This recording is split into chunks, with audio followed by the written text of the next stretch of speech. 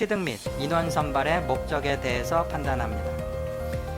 피고인은 이 사건 개인정보 취득 및 인원 선발의 목적이 당시 국방부 장관인 김용현의 지시에 따라 북한 주민 또는 고위급 장성들의 대량 탈북 징후에 대비하기 위한 인원 선발을 목적으로 하는 것이었고, 이 사건 수사단이 2024년 12월 3일자 계엄령에 따른 임무 중 하나인 중앙선관위 수사에 동원된 것은 이 사건 개인정보 취득 이후에 발생한 사후적 결과에 불과하다고 다투고 있습니다.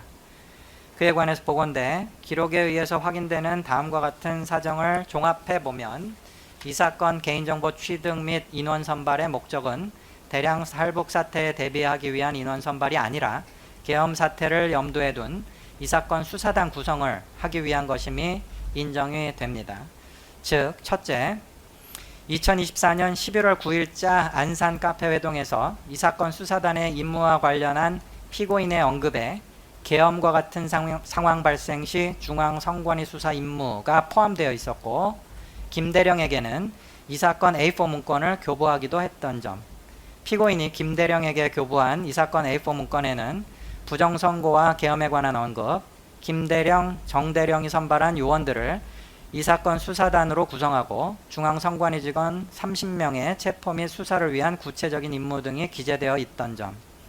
2024년 11월 17일자 안산 롯데리아 회동에서 피고인은 문사령관과 정대령에게 이 사건 A4 문건에 기재된 임무 및 사전 준비 사항을 인지하고 있는지 여부를 확인했고, 준비가 미비했던 정대령을 질책하기도 했던 점 등에 의하면 최소한 2024년 11월 19일 최종 명단 수령 당시는 인원 선발의 목적이 계엄 사태를 염두에 둔 중앙선관위 수사를 위한 이 사건 수사단 구성을 위한 것이었음은 명백하다고 보입니다. 둘째, 문사령관, 김대령, 정대령은 2024년 12월 3일 이 사건 계엄 선포 직전에 이 사건 최종 명단에 기재된 요원들을 소집해서 중앙선관위 직원 체포, 중앙선관위 내 유치장소 확보, 체포된 인원을 수방사 B1 벙커로 이송해서 구금, 부정선거 관련 수사 시 공포 분위기 조성 등의 임무를 부여했고, 피고인이 언급했던 바와 같이 이 사건 계엄이 실제로 선포되었습니다. 이 사건 계엄 선포 이후에는 김대령과 정대령을 합동수사본부 제2수사단 수사 2, 3부장으로 임명하고 이 사건 최종 명단에 기재된 요원들을 수사 2, 3부로 편성하는 내용의 일반 명령에 따라 인사명령 초안이 작성되기까지도 하였습니다.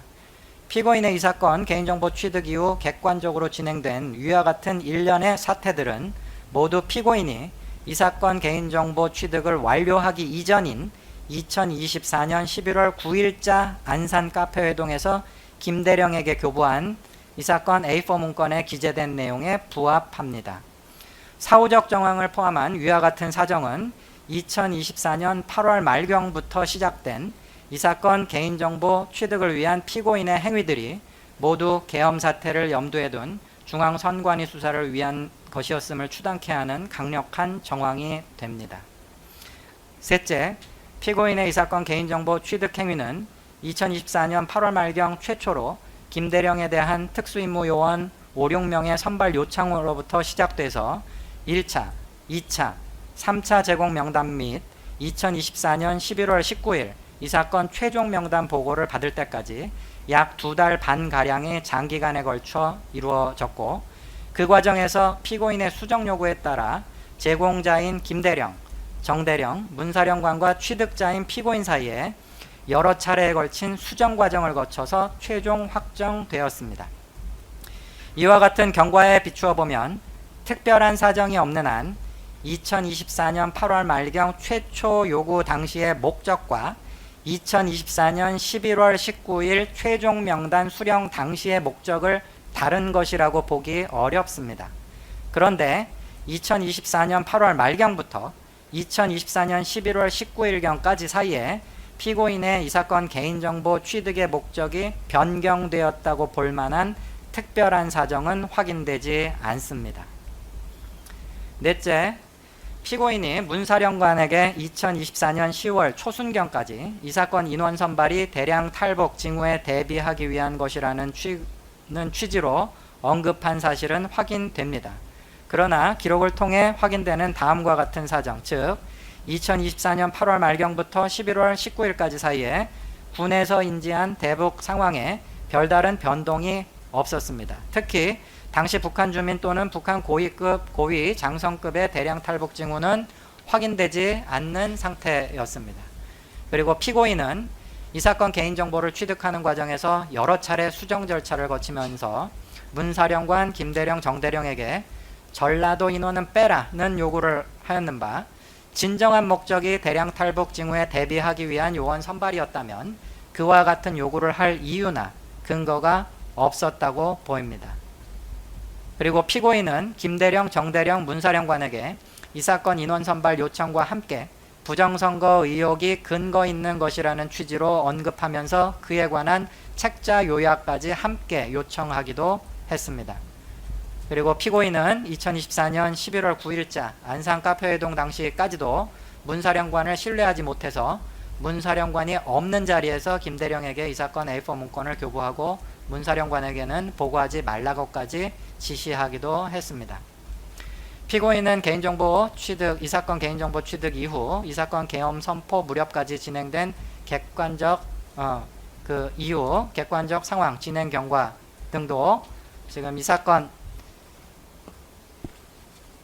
수사단 구성과 관련된 피고인의 인식과 목적 등을 추단하는 데 있어 여러 가지 객관적 상황도 부합합니다. 이와 같은 상황을 종합해 보면 피고인이 문사령관에게 2024년 10월 초순경까지 이 사건 인원 선발이 대량 탈북 징후에 대비하기 위한 것이라는 취지로 언급한 것은 이 사건 인원 선발 요청의 실질적 목적을 숨기거나 형식적 명분을 만들어 두기 위한 것에 불과하다고 보이고, 이를 이 사건 수사단 구성이라는 피고인의 인원 선발 및 개인정보 취득의 목적이 변경되었다고 볼 만한 특별한 사정에 해당한다고 보기 어렵습니다.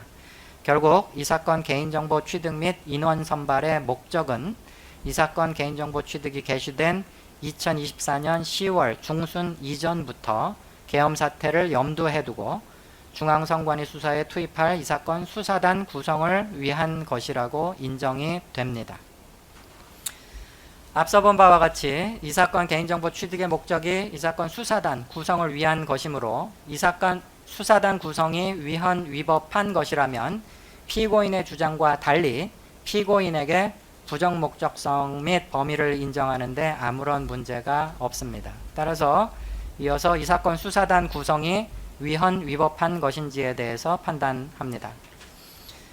살피건대 계엄 선포가 헌법이 대통령에게 부여한 권한이라 하더라도